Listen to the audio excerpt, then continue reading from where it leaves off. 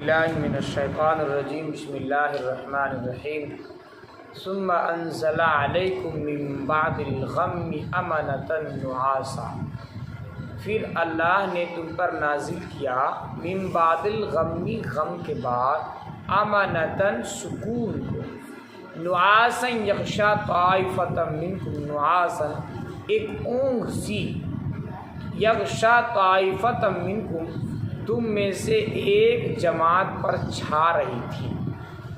یہ غزوہ احد کا واقعہ چل رہا ہے۔ اللہ تبارک و تعالیٰ نے پچھلی آیتوں کے اندر بیان فرمایا کہ مسلمان اصل میں تو فتح تو انہی کی ہوئی تھی، لیکن ایک تھوڑی سی چوک ہو گئی، تھوڑی سی خطا ہو گئی، جس کے نتیجے میں پھر مسلمانوں کی فوج میں ایک بھگدڑ سی مچ گئی، مسلمان بالکل بکھر گئے تھے، ہے کہ نہیں؟ یہ بھی خبر اڑا دی گئی کہ اللہ کے نبی علیہ الصلوۃ والسلام کو بھی شہید کر دیا گیا، جس کے نتیجے میں صحابہ کرام کے پاؤں اکھڑ گئے، 70 صحابہ کرام رضوان اللہ تعالیٰ علیہ مجمعین شہید ہو گئے۔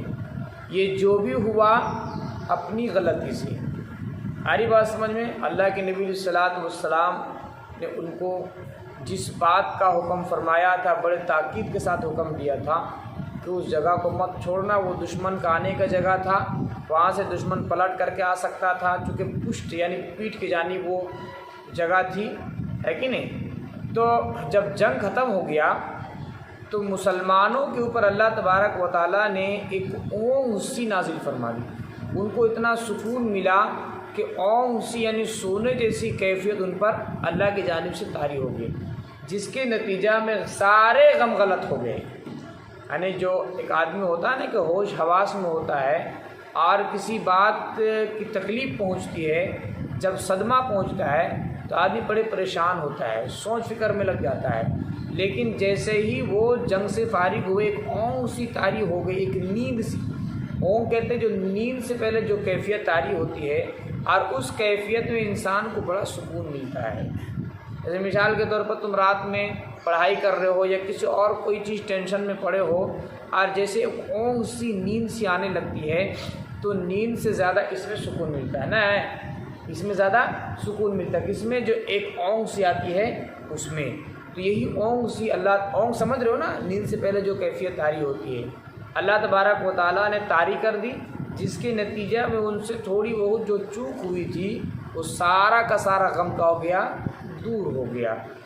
جو فرمایا ثم انزل علیکم من بعد الغم، پھر اللہ نے تم پر نازل کیا من بعد الغم، غم کے بعد، امنۃ ایک سکون، نعاسا یغشا ایک اونگ سی، یغشا طائفۃ منکم جو تم میں سے ایک جماعت پر چھا رہی تھی، وطائفۃ اور ایک جماعت قد اہمتہم انفسہم، ان کو اپنی جانوں کی فکر پڑی تھی۔ کون لوگ وہ جماعت تھی؟ وہ منافقین کی جماعت تھی، وہ منافقین، ان کو اپنے جانوں کی فکر پڑی ہوئی تھی، وہ لوگ اسی میں سوچ رہے تھے، ہے کہ نہیں؟ ان کے دلوں میں ایمان نہیں تھا، جو ایمان والے تھے تو ایمان والوں کی حالت اللہ تبارک و تعالیٰ نے بتا دیا کہ جنگ کے بعد ان کی کیا کیفیت تھی، اور منافقین کی کیا کیفیت تھی۔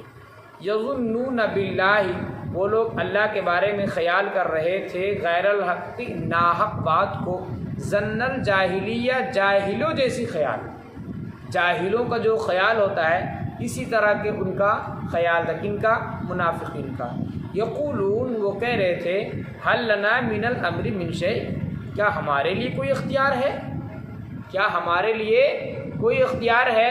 اصل میں منافقین کے بارے میں شروع میں تم لوگوں کو بتایا تھا کہ منافقین کی یہ رائے تھی کہ مدینہ میں رہ کر ہی جنگ کیا جائے، مدینہ میں رہ کر ہی مقابلہ کیا جائے، لیکن اکثر صحابہ کرام رضوان اللہ تعالیٰ علیہ مجمعین کی رائے یہ تھی، چونکہ ان کے دلوں میں شہادت کا شوق تھا، اس لیے ان کی رائے یہ تھی، ان کی یہ چاہت تھی کہ مدینہ سے باہر جا کر کے ان سے مقابلہ کیا جائے۔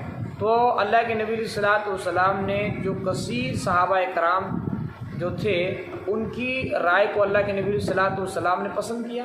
شروع میں تو اللہ کے نبی کی بھی یہی رائے تھی کہ مدینے میں رہ کر ہی مقابلہ کیا جائے، لیکن جب دیکھتے ہیں کہ بہت سارے صحابہ کرام کی یہی رائے ہے، شہادت کی تمنا ہے، شہادت کا شوق ہے، اس لیے اللہ کے نبی صلی اللہ علیہ وسلم ہے نا زرہ پہن کر کے اور ان کے ساتھ وہاں تشریف لے گئے۔ بہرحال تو یہ منافقین کہنے لگے جب یہ کیفیت طاری ہوئی کہ اگر ہمارے اختیار میں کچھ ہوتا، ہمارے اختیار میں کچھ ہوتا تو ہم تو مدینہ میں رہ کر ہی جنگ کرتے، مدینہ میں رہ کر ہی مقابلہ کرتے۔ فرمایا یقولون کہنے لگے حل لنا من الامر من شیء، کیا ہمارے لیے کوئی اختیار ہے؟ قل آپ کہہ دیجئے ان الامر کلہ للہ، بے شک تمام اختیار اللہ ہی کا ہے، تمام اختیار اللہ ہی کا۔ یخفون فی انفسہم، وہ لوگ چھپاتے ہیں، کون لوگ؟ منافقین ہے نا، فی انفسہم اپنے دلوں میں ان باتوں کو، ما لا یبدون لک جو آپ کے سامنے ظاہر نہیں کرتے۔ یعنی منافقین کے دلوں میں تو اللہ کے نبی صلی اللہ علیہ وسلم کے خلاف دشمنی بھری ہوئی تھی، وہ اللہ کے نبی صلی اللہ علیہ وسلم کے دشمن تھے، تو جو کچھ ان کے دلوں میں تھا اس کو وہ ظاہر نہیں کرتے تھے، اوپر اوپر میں مسلمان بنے پھرتے تھے۔ فرمایا یقولون حل لنا من الامر من شیء، وہ کہتے ہیں منافقین حل لنا من الامر من شیء، اگر ہمارے لیے کوئی اختیار ہوتا، ما قتلنا ہاہنا، تو ہم یہاں قتل نہیں کیے جاتے۔ منافقین کہنے لگے کہ ہمارے اختیار میں ایسا ہوتا، چونکہ ہم تو کہہ رہے تھے کہ وہ مدینہ میں ہی رہ کر مقابلہ کیا جائے، ہے کہ نہیں؟ تو اگر ہماری بات آپ مان لیتے تو یہاں قتل نہیں کیے جاتے۔ تو سب سے پہلی بات یہ ہے کہ یہاں اگر بعض صحابہ کرام شہید ہوئے بھی تو اس میں اللہ کے نبی صلی اللہ علیہ وسلم کی کوئی غلطی نہیں تھی۔ اللہ کے نبی صلی اللہ علیہ وسلم نے جیسا لوگوں کے لیے ہدایات جاری فرمایا تھے، اگر وہ لوگ اس پر عمل کرتے تو ظاہر سی بات مسلمانوں کی فتح تو ہو ہی چکی تھی، مسلمان تو ویسے بھی جیت ہی چکے تھے، فتح یاب ہو چکے تھے، لیکن اپنی غلطی سے ہی مسلمانوں کی تھوڑی سی شکست ہوئی تھی، ہے کہ نہیں؟ ایک بات۔ دوسری بات اللہ تبارک و تعالیٰ نے جواب یہ دیا، یہ لوگ جو منافقین کہہ رہے تھے اگر ہماری بات مان لیتے ہم یہاں قتل نہیں ہوتے، اللہ تبارک و تعالیٰ نے جواب دیا دیکھو جو اللہ لکھ دیا ہے، جن کے مقدر میں اگر مسلمان ہیں تو شہادت لکھ دیا ہے کہ نہیں؟ تو اگر وہ لوگ اپنے گھروں میں ہوتے پھر بھی وہ اپنے شہادت پانے کی جو جگہ ہے اس جگہ تک وہ پہنچ جاتے۔ آری بات سمجھ میں؟ اور شہادت کی جو موت ہے بڑا ہی مقدروں والوں کے لیے یہ موت ملتی ہے، ہر ایک کو یہ موت نصیب نہیں ہوتی۔ اور جو آدمی اللہ کے راستے میں شہید ہوتا ہے اللہ تبارک و تعالیٰ کے یہاں ان کا بڑا اونچا مقام ہے۔ اسی کو فرمایا کہ قل لو انتم، آپ کہہ دیجئے لو کنتم، اگر تم لوگ ہوتے اپنے گھروں میں، لبرز الذین کتب علیہم القتال، تو جن پر قتال لکھ دیا گیا ہے، الی مضاجعہم، وہ اپنے قتل گاہوں کی طرف لبرز پہنچ جاتے، ہے کہ نہیں؟ یہ کہنا کہ یہاں آنے کی وجہ سے یہ شہید ہوئے ہیں یہ غلط بات ہے، یہ غلط بات ہے۔ جن کے دلوں میں شہادت کی تمنا تھی، جن لوگوں نے شہادت کو اللہ تبارک و تعالیٰ سے رو رو کر مانگا تھا، اللہ تبارک و تعالیٰ نے ان کی دعائیں کو قبول کی، تب جا کر ان کو شہادت کی موت نصیب ہوئی۔ مرنا تو ہر ایک کو ہے، مرنا تو ہر ایک کو ہے، لیکن ہر ایک کو شہادت کی موت ملے یہ ایسا ہوتا نہیں ہے۔ شہادت کی موت اسی انسان کو ملتی ہے جو انسان بڑا مقدروں والا ہوتا ہے۔ فرمایا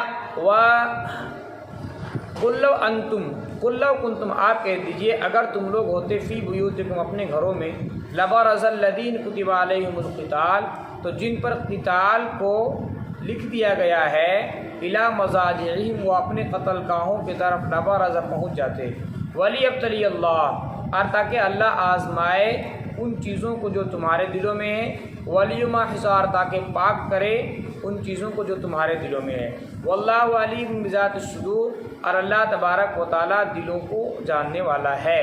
ان الذین تولوا منکم یوم التقى الجمعان، بے شک جو لوگ تم میں سے پھر گئے، یوم التقى الجمعان، جمعان یہ تثنیہ ہے، یہاں سے ان صحابہ کرام کا ذکر ہے جن کو اللہ کے نبی علیہ الصلوۃ والسلام نے ٹیلا پر بٹھایا تھا۔ ہماری بات سمجھ میں کہ تم لوگ یہیں پر رہنا، اس جگہ کو نہیں چھوڑنا، لیکن ان لوگوں نے چھوڑ دیا، کچھ غلط فہمی ہوئی، اور وہ غلطی ان سے کیا ہوئی تھی کہ وہ لوگ مال غنیمت کے چکر میں آ گئے، سب لوگ مال غنیمت لے رہے ہیں، اسی وجہ سے وہ لوگ آ گئے، چلو چل کر کے ہم بھی مال غنیمت کو سمیٹتے ہیں، اب چونکہ کافر تو جا ہی چکے ہیں۔ آری بات سمجھ میں؟ تو اسی کو اللہ تبارک و تعالیٰ نے فرمایا کہ بے شک جو لوگ تم میں سے پھر گئے دو جماعتوں کو آپس میں ملنے کے دن، انما استزلهم الشیطان ببعض ما کسبوا، بلا شبہ شیطان نے ان کو بہکایا، ببعض ما کسبوا، ان کے بعض اعمال کی وجہ سے، وَلَقَدْ عَفَا اللَّهُ عَنْهُمْ، اور یقیناً اللہ نے ان کو معاف کر دیا۔ یعنی ان سے یہ جو خطا ہو گئی، غلطی ہو گئی ہے کہ نہیں، اس غلطی کو اللہ تبارک و تعالیٰ نے کیا کر دیا؟ معاف کر دیا۔ اب کسی انسان کو آنے والے زمانے میں کسی انسان کو ان لوگوں کے اوپر لعن طعن کرنے کی ضرورت نہیں ہے۔ صحابہ کرام جتنے تھے تمام کو اللہ تبارک و تعالیٰ نے معاف بھی کیا، اور رضی اللہ عنہم ورضوا عنہ کا خطاب دیا، کہ یعنی تمام کے تمام صحابہ وہ اللہ سے راضی ہو گئے، اللہ ان سے راضی ہو گیا، ان کے لیے دنیا میں ہی جنت کا سرٹیفکیٹ جاری ہو گیا، اس لیے کسی کو کچھ کہنے کا اختیار نہیں ہے۔ ان اللہ غفور حلیم، بے شک اللہ تبارک و تعالیٰ بخشنے والا بڑا بردبار ہے۔ یا ایھا الذین آمنوا لا تکونوا، اے ایمان والو تم مت ہو جاؤ کالذین کفروا، ایک ان لوگوں کی طرح جنہوں نے کفر کیا، وقالوا لاخوانہم، اور کہنے لگے اپنے بھائیوں سے، اذا ضربوا، جب وہ سفر میں تھے، او کانوا غزا، یا وہ جنگ میں تھے، لو کانوا، اگر وہ عندنا ہمارے پاس ہوتے، ما ماتوا، تو وہ نہیں مارے جاتے، وما قتلوا، اور نہ وہ قتل کیے جاتے۔ یہ کون کہہ رہے ہیں؟ منافقین کہہ رہے ہیں۔ کون کہہ رہے ہیں؟ منافقین۔ جو منافقوں کی ایک جماعت پھر گئی تھی آدھے راستے سے، وہ کہہ رہے اگر تم بھی ہماری باتوں کو مان لیتے تو قتل نہیں کیے جاتے۔ تو اللہ تبارک و تعالیٰ نے اس کا جواب اوپر میں ہی دے دیا تھا۔ کیا جواب دے دیا؟ جواب یہ دے دیا کہ جو مقدر میں لکھا ہوا ہے، سب سے پہلی بات ہے کہ شہادت کی تمنا تمہاری خود کی تھی، ہے نا؟ صحابہ کرام نے شہادت کی تمنا بھی کی تھی، دعائیں بھی کی تھی، ایک تو ان کی دعائیں قبول ہوئی ہے کہ نہیں، اور شہادت کی موت جو ہے وہ بڑے لوگوں کو ہی ملتا ہے، بڑے لوگوں کو ہی نصیب ہوتا ہے۔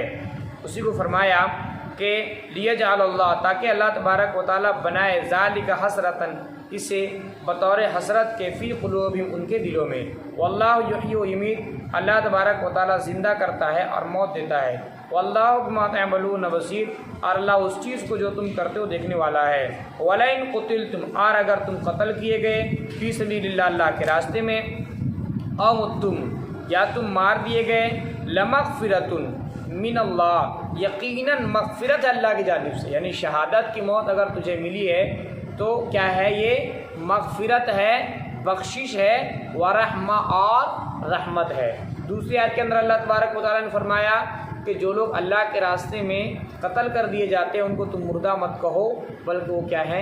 زندہ ہے، لیکن تم لوگ شعور نہیں رکھتے۔